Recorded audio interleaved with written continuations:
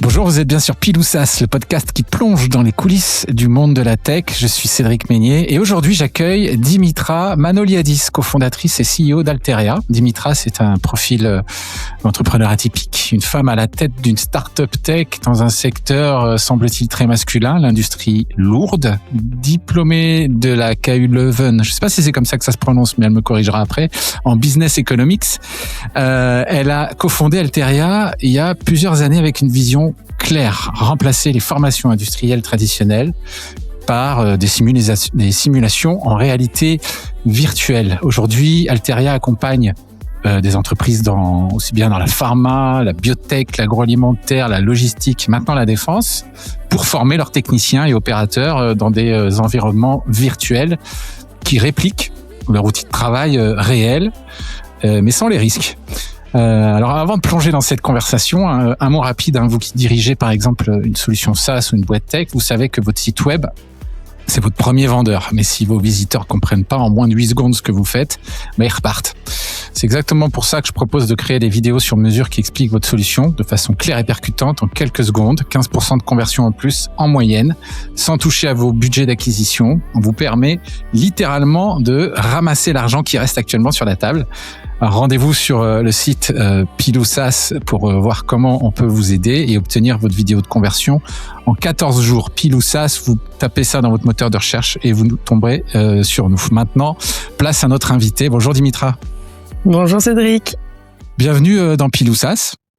Merci de m'accueillir aujourd'hui.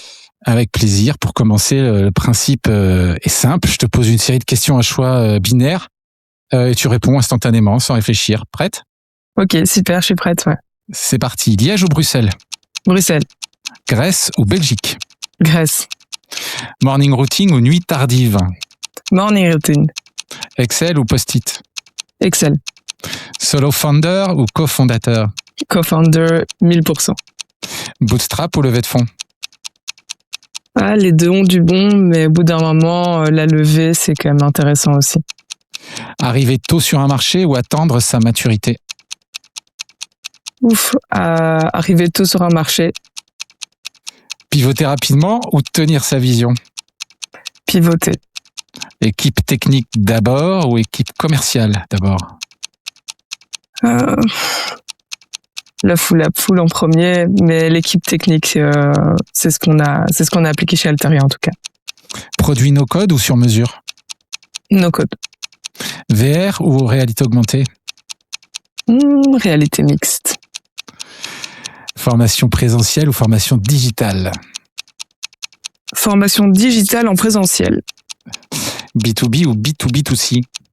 B2B. Vendre à la grande industrie ou au PME ? Compliqué. À la grande industrie. Pile ou Sas ? SaaS. Bien, merci de t'être prêté au jeu des questions rapides, Dimitra. Alors, ton master est en business economics alors comment on prononce ? KU Leuven ? KUL, mais oui, KUL, Catholic okay. Universiteit van Leuven. Voilà. La réalité virtuelle industrielle, c'est un peu loin de ce cursus-là, non ? Ouais, c'est à des années-lumière. Oui et non. Fonder une boîte, c'est très aligné avec ce cursus. Le côté technique, par contre, il n'y est pas du tout. Et qu'est-ce qui t'a mis alors sur cette trajectoire ?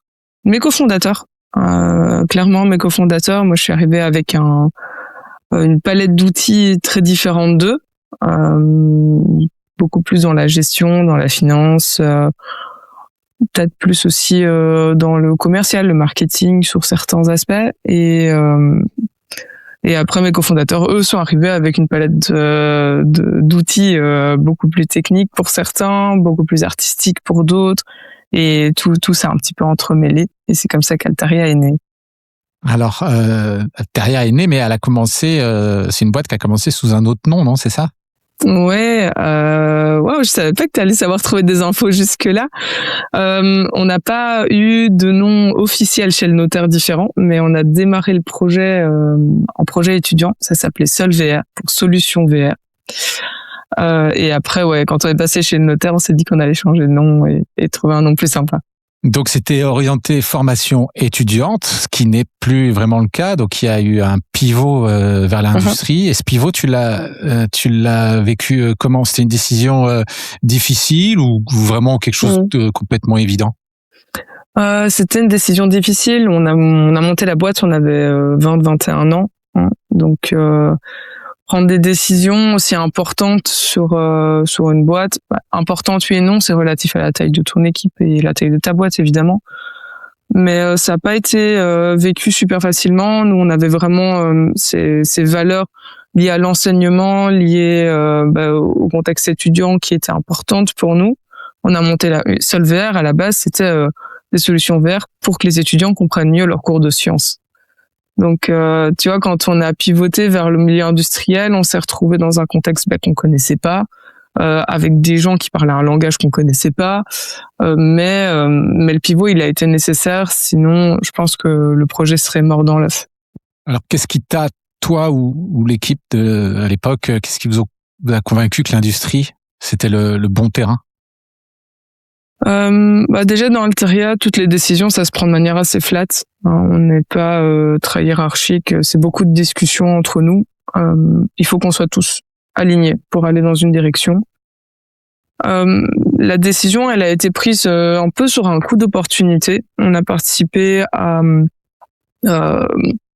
un petit concours que GSK avait lancé avec plusieurs autres. C'était même pas des startups, c'était juste des équipes de dev en fait. Donc GSK, c'est un gros pharma. Hein. Ouais, c'est ça. C'est vraiment leader mondial au niveau pharma. Eux ont lancé un petit concours pas pour des startups, comme je disais, c'était vraiment des équipes de dev. On n'a pas gagné, on est arrivé 2e il me semble, mais derrière ils ont beaucoup adoré, ils ont adoré en fait les idées qu'on avait, ils ont beaucoup aimé la vision qu'on avait d'avoir des produits beaucoup plus scalables en utilisant la réalité virtuelle, et c'est comme ça qu'on est rentré en discussion avec eux. Donc on leur a pas vendu ce qu'on a développé à ce moment-là pour ce concours-là, mais on a commencé les discussions et ils aimaient la vision qu'on avait, donc ouverture vers la pharma, vers l'industrie.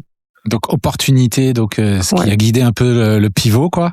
Alors t'es une femme qui dirige une start-up tech dans un secteur qui semble très masculin, a priori, l'industrie lourde. Tu l'as senti comment, ce décalage, s'il existe? Et est-ce qu'il y a vraiment un décalage que tu constates ou que tu as constaté?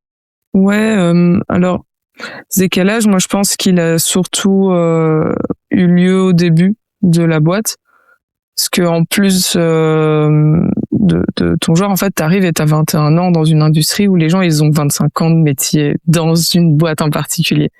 Donc t'étais pas né, ils bossaient déjà dans cette boîte-là et t'arrives et tu vas révolutionner leur formation. Ça a pas toujours été super bien vécu par certains prospects. Le fait d'être une femme, je pense, au début, ça a été un peu compliqué. T'es dans des milieux qui sont un peu misogynes, un peu macho, tu vois. C'est de l'industrie lourde, donc il y a pas beaucoup de femmes. Là, on parle d'il y a 8-10 ans, en fait. Donc ça a un peu évolué depuis, heureusement.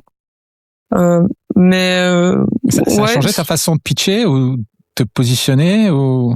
Ouais, je pense en fait c'est pas il y a déjà le pitch qui a beaucoup évolué, on a commencé à parler la même langue que nos clients un peu plus, à devenir beaucoup plus experts dans les formations qu'on donne. Faut savoir que nous on vend surtout le médium, on vend pas vraiment le contenu de formation en tant que tel, ça on s'allie à des spécialistes pour créer le contenu sur papier, puis nous on le transforme, on le enhance en réalité virtuelle. Ce qui a, je pense, beaucoup changé, c'est l'attitude et la manière d'arriver. Quand t'as 21 ans, t'arrives dans une boîte, tu connais rien, tu te recroquevilles un petit peu, t'as pas beaucoup d'assurance en toi et du coup ça t'aide pas à vendre. Là, avec un peu d'expérience aujourd'hui, on arrive avec beaucoup plus d'assurance en fait chez le client et rien que ça aide énormément. Ouais, l'assurance, des références. Alors, vous êtes une équipe de quoi? Une petite dizaine de personnes? 8-10 personnes? Ouais. On est 6 temps plein là aujourd'hui. Comment vous avez construit cette équipe autour d'une technologie aussi spécifique que la XR industrielle? Ça a été complexe parce qu'en fait, tes profils techniques, pour créer de la XR, il te faut des profils très différents autour de la table. Il te faut des artistes, il te faut des devs, il te faut des devs qui savent gérer. Nous, on fait une plateforme no-code pour créer toi-même tes formations en réalité virtuelle. Donc, il y a toute une partie sur PC, puis il y a une deuxième partie qui est sur le end-user dans le casque à gérer aussi. Donc, ça a été une équipe compliquée à former, je pense, mais qui a été rassemblée vraiment autour de l'idée du produit, du projet. Les gens ont beaucoup évolué au sein de l'équipe. On a un fort taux de rétention. Le premier employé qu'on a eu, il est toujours là avec nous. On a plus de gens qui veulent rester plutôt que des gens qui veulent partir, quoi. Vous avez créé la boîte quand, déjà? En 2018. Ouais, donc on est déjà à 8 ans, c'est ça? Ouais, on va fêter cette année. Eh ben, chouette. Alors, on va parler un peu du produit. Là, explique-moi Alteria Practice, par exemple, comme si, admettons, je suis un responsable de formation dans une usine pharma. J'ai jamais touché un casque VR de ma vie. Concrètement, ça ressemble à quoi du début? Déjà, ce qui est intéressant, c'est que tu as déjà bien identifié le persona. Nous, on va vraiment pas travailler avec le département IT. On va travailler vraiment avec le département, en général, L&D ou responsable en sécurité des sites. Ça dépend un petit peu de la structure en interne. Donc, Practice, c'est un éditeur sans code. Ça veut dire que c'est un outil qui va permettre aux formateurs de pouvoir exprimer leur expertise de formation avec ce nouvel outil qui va permettre de créer de la VR. Donc le but, c'est pas vouloir mettre de la VR partout. Le but, c'est pouvoir leur dire, vous avez un scénario en tête, vous connaissez très bien votre métier, vous le connaissez mieux que nous. Donc qui de mieux que vous pour créer cette formation? Nous, le but, c'est de détruire le mur qu'il y a, ces appréhensions qu'il y a entre ces formateurs et la tech. Ça, c'est vraiment notre mission principale. C'est permettre l'accès, en fait, à ces techs. Ok. Et alors, combien il faut de temps pour créer une formation sur un procédé industriel spécifique? Ouais. Pour quelqu'un qui est bien entraîné, on parle de 3 à 4 heures. Pour quelqu'un qui est moins bien entraîné, c'est plusieurs sessions. On va plutôt parler de 3 ou 4 sessions de 3-4 heures. En tout début, tu vois, ça, c'est des sessions qu'on fait en général avec eux quand ils prennent l'outil en main. Mais donc oui, nous en interne, on l'utilise beaucoup, l'outil. Tu l'as dit, hein, votre éditeur est en no-code. C'est un choix fort, marqué. Pourquoi avoir misé là-dessus plutôt que de garder la main, par exemple, sur la création de contenu? Ouais, ça a été un choix super important au début de la startup. Donc quand on s'est réunis, qu'on a créé Alteria, on avait un peu ce VR dans les pattes. On savait que créer le contenu, c'était pas hyper scalable, c'était compliqué à vouloir avoir des ambitions plus grandes avec ce type de création de contenu. Soit on partait sur des librairies de formation qu'on revendait à échelle. Alors là, ouais, ça devient beaucoup plus scalable tout d'un coup. Soit on partait sur permettre aux gens de créer eux-mêmes leur contenu. Alors en interne, on est tous 20, 21 ans. Il y a personne qui a bossé dans un milieu industriel avant. On est encore tous à l'UNIF. On pense qu'on connaît tout, mais on connaît rien. Du coup, on n'avait pas les connaissances pour créer ces bibliothèques. Et en plus de ça, on s'est dit, mais il y a tellement de bibliothèques. La barrière à l'entrée, elle est tellement faible sur les bibliothèques.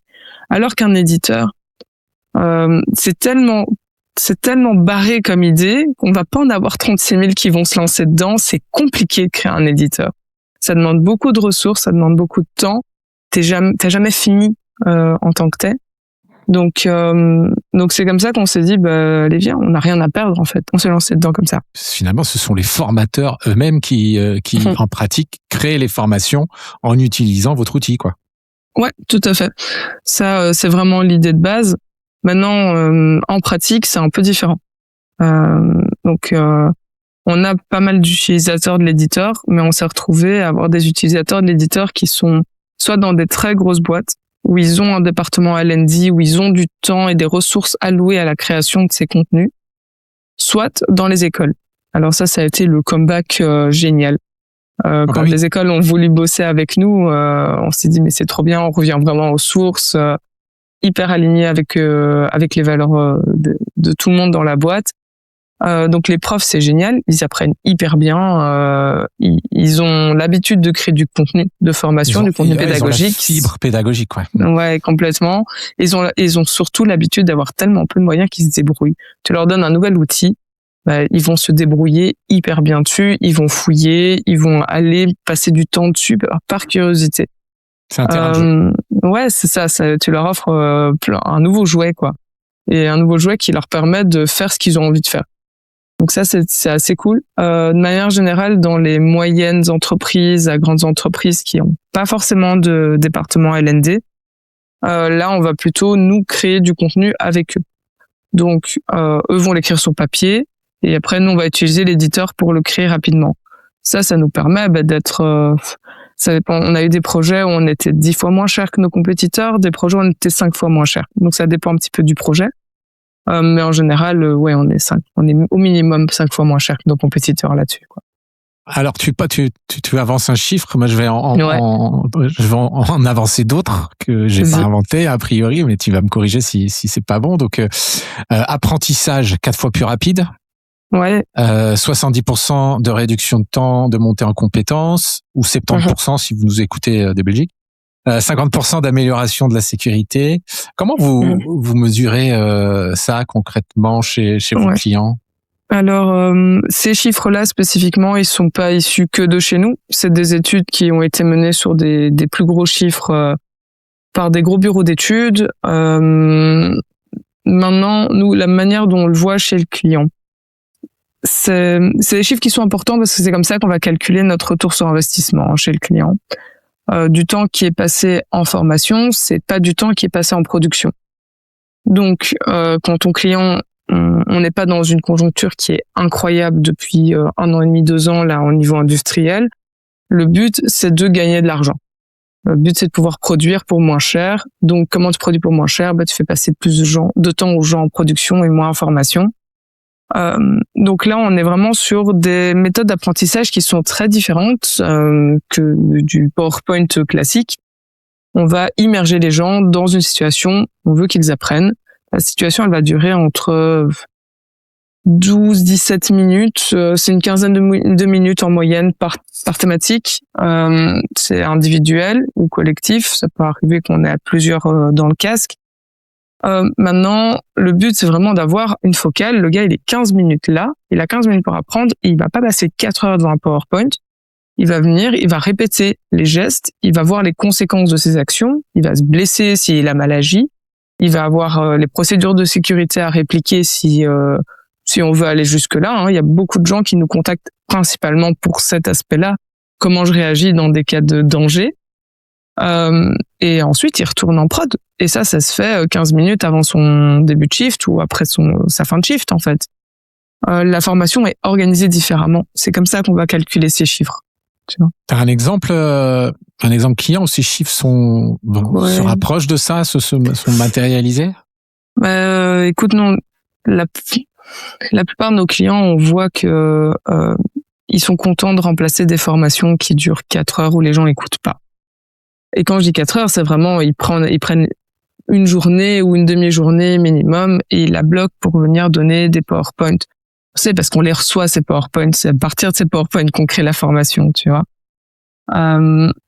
Et ouais, donc là, par exemple, chez GSK, ils ont tellement de roulement au niveau des gens que tous les onboardings se font en VR et c'est grâce à ça qu'ils arrivent à avoir des onboardings qui sont beaucoup plus rapides. Maintenant, des chiffres, je vais pas pouvoir donner le nom d'un client et un chiffre derrière parce que malheureusement, on est sous NDA avec tous nos clients. Je comprends. Maintenant, oui, là aujourd'hui, pendant 3 semaines, on va être en safety day chez un client en agroalimentaire. C'est une formation sur l'inspection qualité. Ça vient de points d'audit. Ça, en général, on a aussi beaucoup quand il y a des audits qui sont passés et qu'il y a des points qui reviennent. Ils aiment bien venir nous voir en disant j'ai ça qui va pas dans mon audit, on fait une formation là-dessus. La formation, elle dure, on a sorti les chiffres hier, elle dure en moyenne 17 minutes. Pendant les 17 minutes, ils ont plein de situations sur lesquelles ils sont évalués. On peut ressortir tous les points qui sont problématiques, avoir des stats là-dessus. Donc voilà, c'est comme ça qu'on va pouvoir aller les calculer. Alors, Altaria Handle, c'est un produit distinct d'Altaria Practice. Donc, c'est orienté manipulation de précision en mixed reality. Tu vas nous expliquer, si tu veux bien, la différence. En quoi ça consiste, toi. Et puis, pourquoi avoir développé un deuxième outil plutôt qu'intégrer ces fonctions dans le premier, par exemple? Ouais. Alors, la différence entre la réalité mixte, la réalité virtuelle, on parle plus beaucoup de réalité augmentée. Le concept, il est un petit peu mort avec les HoloLens en soi. Donc, les HoloLens, c'était vraiment un casque avec des lunettes transparentes et tu avais des hologrammes qui se plaçaient dessus. Bon, le projet a été complètement annulé par Microsoft suite à la perte d'un gros projet niveau défense aux US. Mais la tech fonctionnait pas incroyablement. Là, quand on parle de réalité mixte, en fait, c'est les mêmes casques, c'est la même tech qui vont pouvoir soit switcher en réalité virtuelle, en réalité mixte. Faut voir ça comme un spectre de à quel point j'ai de la 3D autour de moi et à quel point je suis immergé. En réalité virtuelle, je suis à 100% dans l'immersion. Tout ce qui m'entoure est virtuel. En réalité mixte, après, tu as un curseur qui va aller vers la réalité mixte et tu vas retirer de plus en plus d'objets 3D. La réalité mixte la plus simple, tu vas juste avoir un objet à manipuler, par exemple, qui va pouvoir se comporter, si c'est sur certaines réalisations, en fonction de l'environnement autour. Par exemple, de la maintenance de machine que tu vas aller faire avec des indications qui sont mises autour de toi. Et maintenant, je reviens à ta question sur Handle, si tu veux. Ouais. Donc, Handle, on l'a sorti au départ pour un cas client qui était très, très spécifique. Donc, dans le secteur de la pharma uniquement, ils font de l'inspection visuelle sur des fioles. Donc, ils passent des fioles de vaccins, de ce que tu veux. Hein. Des fois, c'est des plus grosses, des petites bouteilles. Ils passent devant des écrans blancs puis noirs pour inspecter visuellement s'il y a des aspérités dans le produit. Et donc, contrôle qualité, quoi. C'est du contrôle qualité, mais très spécifique ici. Et là, ils avaient besoin de pouvoir standardiser chez 2 de nos clients la procédure dans plusieurs pays. Parce que tu avais un problème, c'est que c'est vraiment une formation qui se fait en regardant des gens qui sont là depuis longtemps. Donc du coup, t'attrapes tous les défauts de la personne aussi, tu perds de moins en moins en qualité de formation, tu perds de plus en plus en qualité de formation, t'es de moins en moins sur quelque chose de standard. Le but, c'était ramener un standard de formation ici. Donc on est parti de ce cas client-là. Et Handle, donc ça a été mixte, t'es dans le casque, tu vois tout ce qui se passe autour de toi. La cabine d'inspection, c'est la vraie. T'es assis sur ta cabine d'inspection. Et en fait, là, t'as une gestuelle de main qui est enregistrée par ton formateur. Donc lui, il met le casque une première fois, il fait toute la gestuelle. Ensuite, la personne qui est formée met le casque. Ça peut être un casque différent, je veux dire, tout est connecté maintenant, donc tu l'envoies où tu veux. Hein. Si tu veux l'envoyer à Singapour, ta formation, tu l'envoies. Et il a des petites mains qui ressemblent à des mains de robot, qui sont les mains de son formateur, dans lesquelles, donc le principe, c'est d'aller mimer des gestuels avec le bon rythme, avec la bonne précision. Et donc ça va ramener un standard au niveau de cette formation-là. Nous, notre but maintenant avec Handle, c'est d'aller le pousser plus loin et de pas juste faire de l'inspection visuelle. Il y a tellement de choses à aller faire avec. Donc il y a pas mal de R&D qui sont en train de se passer dessus. Et normalement, un chouette projet qui va sortir l'année prochaine. Très bien, on surveillera ça. Donc, mais il y a des secteurs qui utilisent plus Handle que Practice, donc.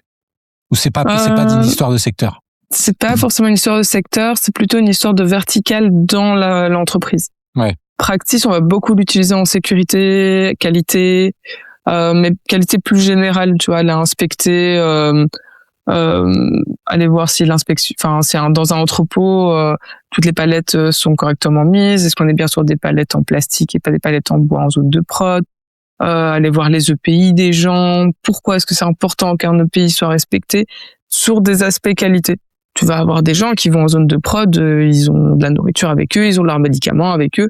Faut les sensibiliser à dire, en fait, si ton médicament il tombe dans la production de nourriture, c'est super dangereux pour le client final. Et c'est sensibiliser à ce genre de concept de qualité. Tu vois, avec Practice, on va pouvoir reproduire une usine. Dans Handle, il faut ton poste de travail, il faut ta machine pour aller manipuler dessus. Ouais. souvent être en avance, c'est un avantage, hein, mais ça peut parfois être un défi. Vous reconnaissez vous-même que vous êtes arrivé peut-être un peu trop tôt sur le marché. Qu'est-ce que ça veut dire concrètement, quoi? Il a fallu, il y a une dimension où il a fallu éduquer les clients à la VR avant de pouvoir vendre une solution de formation, par exemple. Ah ouais, complètement. Nous, on était des évangélisateurs de la VR au début. Hein. C'était plus ça que de la vente qu'on faisait à la limite. On arrivait trop tôt. On arrivait sur un marché les casques étaient pas faits pour l'industrie. Les casques étaient plutôt faits pour des gamers. On était sur des installations hyper lourdes. Fallait des gros PC fixes. Fallait voir les premières démos qu'on faisait. On partait, la voiture était remplie. Il y avait un PC fixe, il y avait des base stations pour les trackers, un énorme casque hyper lourd, connecté, câblé avec des gros câbles sur le PC. C'était compliqué. Ça, c'était en 2018, ça. Ouais, en 2018, on arrivait aux démos comme ça. Et après, une fois qu'on leur avait expliqué, regardez, c'est trop chouette la VR. Tu peux simuler des choses que tu vois pas dans la vraie vie. Tu peux simuler des accidents. Tu peux aller vraiment beaucoup plus loin sur des concepts de compréhension pour que la personne acquiert mieux les données et plus la formation. On peut aller même créer de l'émotion. Tu crées de l'émotionnel dans ta formation. Tu ancres vraiment sur du long terme à ce moment-là toute sa formation. Mais après ça, tu vois, fallait aller vendre le concept d'éditeur en plus. C'est-à-dire, t'as une nouvelle tech, t'as jamais essayé. Tu le vois pas chez tes concurrents parce que c'est trop récent, donc il y a personne qui en fait. Tu vas être le premier, c'est trop bien. Et en plus de ça, tu vas devoir le faire toi-même. C'était compliqué, hein. Là, les premières ventes. Vous êtes toujours dans cette phase d'évangélisation. Alors, j'imagine que ça a évolué. Ça a évolué. Le marché, il l'a rattrapé. Mais on est encore il y a encore cette nécessité d'évangéliser parfois. C'est marrant parce que soit les gens connaissent et aiment bien et en fait ils viennent nous chercher parce qu'ils veulent faire de la VR. Ils savent déjà ce qu'ils veulent. C'est beaucoup plus mature que la réalité mixte. Hein. La réalité mixte, on est encore un peu plus sur de l'innovation pour certains clients. Les niveaux de maturité chez les clients, ils sont très différents. Tu vas avoir des clients qui ont, pour eux c'est le futur, on va aller chercher un budget innovation, on va faire un workshop une fois pour inspirer les gens et c'est tout. Puis t'as des gens, comme tu disais plus tôt, qui font tous les onboarding sur des roulements, donc on est à beaucoup plus de 1000 personnes par an qui sont formées dessus. Ça dépend beaucoup du niveau de maturité. Maintenant, il y a un point auquel on s'attendait pas au début quand on a lancé la boîte, mais qui est un peu en train de nous saboter sur certaines ventes, c'est que tu as des gens qui ont testé de la VR qui était de mauvaise qualité, à l'époque où les casques étaient moins performants, donc ils se sont retrouvés malades dans le casque. Ah ouais, ils sont restés là-dessus. Et ils sont restés là-dessus et ils vont te dire non mais il y a 4 ans j'ai testé un truc, ça va pas, j'ai eu des nausées. Alors tu leur dis non mais c'est pas les mêmes casques, on n'est pas sur la même qualité. Ici on est vraiment sur une image qui suit parfaitement les rotations de la tête parce que c'est ça en fait qui rend malade. Hein. C'est quand le mouvement, quand ce que les yeux captent bouge pas à la même vitesse que ce que ton oreille interne capte. Ça fait un petit peu comme quand tu lis en voiture, tu vois. T'as des gens qui restent là-dessus. Donc là, faut reconvaincre, essayer de remettre de la confiance avec le client. Ça arrive de temps en temps encore. Vous avez pivoté vers un modèle SaaS. Avant, c'était quoi alors? Du projet custom, de la vente de matos? Ouais, c'était beaucoup de projets custom. On a beaucoup bootstrappé en fait au début du projet. On a bootstrappé jusqu'à ce qu'on fasse une levée de fonds en 2020. Alteria, c'est officiellement né en 2018, mais on travaille sur le projet depuis 2016, tu vois. Donc beaucoup de bootstrap les 2 premières années, ensuite beaucoup de custom. On essaye de vendre des licences, mais derrière faut convaincre que ça vaut la peine d'investir dedans, faut investir dans du matériel, etc. Donc ouais, le modèle SaaS, c'est pas encore 100% de nos ventes, on a encore pas mal de custom qui vient. Maintenant on est content d'avoir opéré un shift il y a 2 ans. On a une baisse au niveau du chiffre d'affaires parce qu'on a commencé à mieux sélectionner aussi les projets qu'on prenait, prendre des projets beaucoup plus orientés sur est-ce qu'il y a un futur, même s'il y a un peu de custom au début, est-ce qu'on part vraiment sur un client qui veut de la licence après et pas aller sur des clients qui veulent uniquement un one-shot customisé. Ouais, durée de vie plus étendue. Ouais, c'est ça. C'est investir sur un client qui a une durée de vie plus étendue. Ça a été un pivot important, même si c'est pas un pivot qui se voit forcément de l'extérieur. C'est un pivot qui va se voir pour les gens qui vont aller voir nos comptes, par exemple, tu vois. Ouais, alors je me posais la question aussi, d'accord. Le fait de changer de modèle comme ça, de passer en SaaS, est-ce que ça change la taille aussi des clients cibles ou? Ouais, quand même. Après, ça dépend aussi de l'offre, à quel point tu veux l'adapter. Donc nous, notre SaaS, l'éditeur, il est clairement pas visé. Il vise pas les PME. Les PME, ils ont pas le temps de mettre du temps sur un éditeur. C'est pour ça que pour eux, on a un modèle de catalogue. Donc là, avec des experts contenus, on a créé des catalogues de formation sur différentes thématiques. Ça va du rappel des premiers secours jusqu'à comment se comporter dans une zone blanche, quels sont les flux d'air, les manipulations en labo. On va aussi aller sur des inspections à risque, la chasse au risque dans les entrepôts. On va aborder plein de thèmes différents dedans. Et là, on va aller sur des catalogues, un modèle SaaS qui est beaucoup plus abordable avec des licences qui sont plus basses, qui sont plutôt orientées avec une taille d'entreprise. Quelle est la taille d'entreprise? En fonction de ça, tu as ton modèle qui augmente. Pour l'éditeur, on continue de le vendre, mais que dans des grosses entreprises. Ouais, grand groupe. Ouais.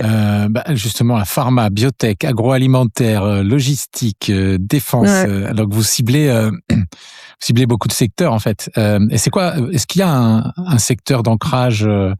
Est-ce que vous avez un secteur d'ancrage actuel, celui où vous gagnez le plus facilement? Le secteur d'ancrage, c'est la pharma. Hein. En plus, on est vraiment dans le top pharma en Belgique par rapport à l'Europe. On a beaucoup de potentiel au niveau pharma ici, beaucoup d'entreprises, beaucoup de gens formés. T'as des régulations beaucoup plus strictes que dans beaucoup d'autres secteurs. Donc, des formations qui sont obligatoires, des audits qui sont obligatoires, des réponses aux audits, du coup aussi, qui sont en général des formations. Donc, la pharma, ça reste quand même un secteur dans lequel on s'est beaucoup développé. On prend un petit peu de contexte. On est en plein Covid. Il y a rien qui tourne à part la pharma. Eux, ils ont besoin de modèles de formation qui sont digitaux, qui vont pouvoir envoyer un peu partout. Ils avaient même pensé à un moment à envoyer des casques chez les gens pour qu'ils soient formés quand ils sont à la maison. Ah bah oui. Beaucoup de logistique. Hein. C'est fausse bonne idée. Beaucoup de logistique derrière. Maintenant, tu avais vraiment cette volonté chez eux de continuer à s'étendre, à avoir de la digitalisation au niveau de leur formation et un standard au niveau global. Tu as des groupes qui grimpent en flèche grâce à cette période. Ou malheureusement, c'était chouette pour personne. Il y a un ou deux secteurs où ils ont mis quand même un peu de sous dans leur poche c'est pour ça. Donc on a un ancrage plus historique avec la pharma. C'est un secteur. Mais après, tu vois, les autres, ils vont se ressembler.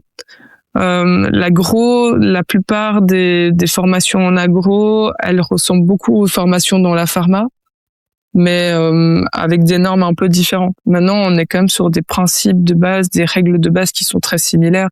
T'as un épanchement de produits chimiques au sol, tu sois dans une usine de patates, une brasserie ou bien en train de fabriquer des vaccins, ça se gère quasiment de la même manière. Ouais.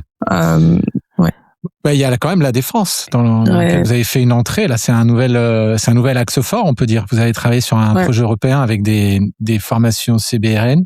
C'est ça, ouais. Chimique, biologique, radiologique et nucléaire. C'est ça. Ouais. Alors, comment une start-up de 8 personnes atterrit sur ce type de projet? En fait, on s'est fait appeler. C'est pas nous qui l'avons cherché. Ça va, c'est confort. On s'est fait appeler par aujourd'hui notre partenaire en Italie, qui s'appelle SAFE, c'est une fondation qui fait de la formation CBRN. Et eux ont vu cet appel d'offres de la Commission européenne avec cette vision de vouloir faire un éditeur. Donc ils ont cherché des gens qui faisaient des éditeurs. Il y avait pas 36 équipes complètement folles qui sont lancées dans créer des éditeurs. Donc ils nous ont trouvés, on s'est via des recommandations, etc. On s'est rencontrés et on s'est dit c'est trop bien en fait. On prend notre éditeur et on l'adapte. On doit pas commencer de zéro. Ça veut dire que quand on a remis un budget à la commission, on était les plus compétitifs. On a eu de la compétition. Ouais. Moins qu'aujourd'hui. Je pense qu'aujourd'hui, t'applies pour un projet lié à la défense avec la commission. T'es je pense que tu as fait x100 sur le nombre de compétiteurs que tu auras. À l'époque, on n'était même pas une dizaine à avoir appelé au projet. Tu vois. C'est un canal très différent du privé. Hein. Ouais. Donc, comment vous gérez du coup, les cycles de vente, c'est complètement différent aussi, j'imagine. Mm-hmm. Il y a une complexité réglementaire.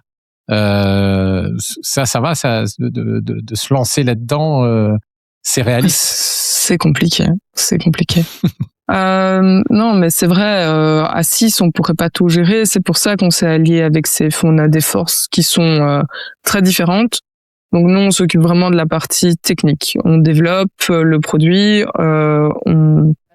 Eux nous donnent des recommandations par rapport à leur expertise sur où est-ce que le produit doit aller pour avoir un vrai impact chez la personne formée. Ils vendent, ils installent, ils forment le client dessus. Donc on va avoir des expertises qui sont assez différentes. Il y a des grosses démos, évidemment, on va ensemble. Parce que quand il y a un ministère de la Défense qui t'appelle pour venir faire une démo, tu viens. Et en plus de ça, t'as beaucoup de questions techniques qui vont être posées. Ta cybersécurité, comment elle est gérée, quelles sont les normes, etc. C'est pas évident. Heureusement que eux sont liés à la défense depuis leur origine, donc ils connaissent bien ce milieu-là. Ils nous ont préparés à ce milieu-là. Le projet européen nous a beaucoup préparés. On parle d'un projet qui a pris plusieurs années à être développé. On l'a terminé en 2024. On termine en 2024 avec un chouette proof concept. Maintenant, on s'est dit, on va tout démolir, on va reconstruire mieux. Mais on sait où on va. Donc, en un an, on a sorti la V1 du produit, dans lequel on a investi avec SAFE. Et donc, là, le projet, la version bêta, elle est déjà en test dans 5 pays différents et on est en négociation avec d'autres. Maintenant, les cycles de vente, c'est du B2G. Donc, t'attends ton appel d'offres. Une fois que t'as l'appel d'offres, tu réponds à l'appel d'offres. Puis t'as des négociations sur l'appel d'offres. Puis après, eux, ils prennent 3 mois pour répondre parce que why not, hein, parce que leur timing, c'est pas le tien. Ouais. Et alors, pour aller chercher vos clients industriels, comment vous faites aujourd'hui? Vous avez c'est quoi votre machine d'acquisition? Il y a quoi? Il y a des salons? C'est du démarchage direct? On a plusieurs canaux, hein. C'est pas, je pense qu'aujourd'hui, tu peux pas te permettre d'avoir qu'un seul canal d'acquisition client. Donc, on va avoir du cold emailing, du cold calling sur des bases de données qu'on va aller chercher, on va aller cibler quel est notre persona, quelles sont les boîtes qu'on veut target, qui font plus ou moins la même chose que d'autres clients. Donc, on sait que quand on va leur parler, on va leur dire on a fait ça chez un tel. Ça me parle, j'aimerais bien avoir la même chose chez moi. Donc ça fonctionne encore. Les salons, on va en faire 1 ou 2 par an. C'est pas chez nous le canal qui fonctionne le mieux. En général, ça fonctionne pas hyper bien. Il y a quelques salons, on y va pour avoir vraiment une présence et montrer qu'on est toujours là, qu'on existe, etc. Maintenant, c'est pas par là qu'on va gagner la plupart de nos clients. Ouais, c'est pas une machine à lead, quoi. Après, je pense que ça dépend vraiment de ton business model et ce que tu vends et le coût de tes licences. Nous, on est quand même sur des paniers moyens élevés. On va pas avoir une quantité de clients très grande, mais on va avoir des clients chez qui on va pouvoir créer des relations sur du long terme, expand au niveau international avec eux. Donc, tu vois, c'est pas des relations qui se font depuis un salon en général, ou alors c'est des salons qui sont très locaux. Tu vas avoir un salon en Belgique sur un sujet très précis. Tu vas aller présenter ton cas client avec ton client, et là, ça parle beaucoup mieux. Là, ça fonctionne beaucoup mieux pour nous. Je me demandais, LinkedIn, c'est un canal qui peut fonctionner pour votre business, ça, par rapport aux industries? Ouais, c'est vrai que ça fait du bruit, tu vois. Nous, le décisionnaire, il est sur LinkedIn. Le end user, il l'est pas. En général, l'ouvrier qui va mettre le casque VR pour être formé, il est pas sur LinkedIn. Par contre, le gars qui va aller débloquer le budget dans une boîte pharma, il est clairement sur LinkedIn. LinkedIn, ça fait partie de notre manière d'acquisition.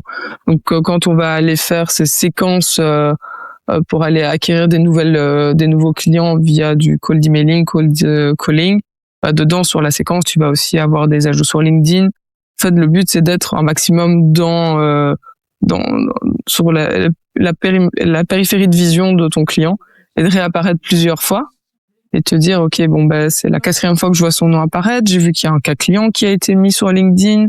Je connais un tel, on a X connexions en commun. Je vais quand même aller leur répondre, je vais prendre l'appel. Et aujourd'hui, il y a un canal qui se dégage vraiment, qui amène le plus de leads de manière vraiment significative, ou c'est vraiment un mix? C'est un mix. Maintenant, il y a rien qui vaut mieux qu'une recommandation de quelqu'un. Et après, tu téléphones. Décrocher le téléphone, ça reste encore un levier qui fonctionne. Ouais, et c'est le levier. Enfin, tu vois, ma génération, les millennials, on est pas blindés au téléphone. Du coup, à chaque fois que je dois téléphoner à quelqu'un, je me dis, ouais, allez, on va récupérer un maximum d'énergie autour, on va tout mettre dans l'appel téléphonique, ça va aller. Mais oui, décrocher son téléphone, ça reste. C'est comme ça que tu crées des relations beaucoup plus personnelles aussi avec les gens. Décrocher son téléphone, aller les voir. Alors, vous êtes basé à Bruxelles, hein. Vos clients sont principalement en Belgique, du coup, ou un peu plus étalés en Europe? Même, on a pas, la plupart de nos clients sont en Belgique. La plupart sont même en Wallonie. Il y a quand même une barrière de la langue en moins. Maintenant, on a quand même quelques chouettes clients qui sont en Flandre.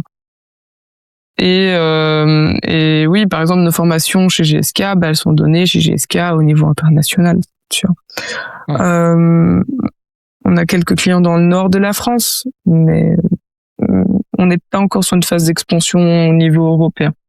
Au niveau géographique, en fait. Ouais, au niveau géographique, ça demande beaucoup de temps. Pour l'instant, on n'a pas une équipe commerciale assez robuste pour pouvoir encaisser ça. Ça prend du temps, en fait. Faire du démarchage comme ça à l'international, ça prend du temps. Ça semble pas être tout à fait vital pour vous non plus, maintenant. Ça serait bien. Ça serait sympa, tu vois. Mais il faut savoir dégager du temps pour. Et aujourd'hui, on est 2 dans la boîte à faire du commercial sur E6. Et on fait plein d'autres choses. On fait les gestions de projets. On a encore des projets européens qui sont ongoing. Faut faire la gestion de ces projets subsidiés. Faut faire la RH, faut faire les finances, faut faire le management, faut faire le reporting, faut faire le marketing. Il y a pas mal de choses à faire en plus. Ouais, j'avais une question. C'est quel est ton défi qui te préoccupe le plus en ce moment pour Alteria, la tech, la vente, le recrutement, la concurrence, etc. C'est un peu tout ça finalement. Ouais, mais c'est toujours la vente. C'est toujours la vente. Le cash, c'est ton oxygène. Et quand t'as plus de cash, tu respires plus. Et là, tu mets tout le monde sous pression et c'est vraiment pas le genre d'environnement qu'on a envie de créer dans Alteria. Moi, je préfère largement bosser avec une plus petite équipe, mais qui, eux, soient dans une zone de confort relative. Évidemment, il y a quand même un peu de production, un peu de stress à ce niveau-là, mais le but, c'est que l'équipe se sente bien. Mais c'est intéressant ça, parce que ce qui m'intéresse là, quelle est la vision Alteria dans 3 ans, c'est quoi? 50 clients, 500, une présence dans 10 pays ou tout simplement une sortie. Enfin, est-ce que vous avez une vision quantifiée ou alors vous avancez étape après étape? Alors, il te faut toujours une vision quantifiée. Maintenant, il faut mettre des attentes réalistes par rapport à cette vision quantifiée. C'est bien d'avoir un objectif. Tu sais pas comment le marché va évoluer dans 2 ans. Est-ce que le marché va se casser la gueule ou pas? Tu vois, nous, il y a 3 ans, quand on était en plein développement dans la défense, c'était mal vu. Pourquoi tu vas dans la défense? Tu vas apprendre aux gens à shooter. T'es là, non, j'apprends pas aux gens à tirer sur d'autres gens. J'apprends aux gens à réagir en cas d'incident CBRN. C'était inconnu au bataillon. Tu disais CBRN, il y a personne qui savait de quoi tu parlais. Aujourd'hui, ça reste niche, mais c'est déjà un peu plus un sujet. Donc, tu sais pas comment le marché va évoluer. Aujourd'hui, c'est bien vu d'être dans la défense parce que c'est là que t'as des sous, en fait, qui sont investis de la part de la plupart des pays. Et tout d'un coup, c'est beaucoup moins tabou. C'est bien d'avoir des chiffres en tête. C'est mieux de comprendre ton marché, comment est-ce qu'il évolue petit à petit. Et savoir célébrer certaines victoires, savoir rester à l'écoute des pivots que tu as besoin de faire. Altaria dans 3 ans, moi tout ce que j'espère dans 3 ans, c'est que la plupart des ministères de la Défense des pays qui sont dans l'OTAN utilisent nos solutions. Écoute, merci Dimitra, c'est tout ce qu'on vous souhaite. C'est gentil. On souhaite, moi je vous souhaite le meilleur en tout cas à toute l'équipe pour la suite. Merci pour cet échange. Et vous, chers auditeurs, je vous invite à suivre Altaria et à tester leur plateforme si vous êtes dans l'industrie, la pharma ou la logistique. Si cet épisode vous a plu, partagez-le tout simplement. Abonnez-vous par exemple sur Spotify, Apple Podcast ou YouTube. On est partout. On se retrouve très vite pour un nouvel épisode de Pile ou Sas. Merci beaucoup Cédric. Avec plaisir. Salut.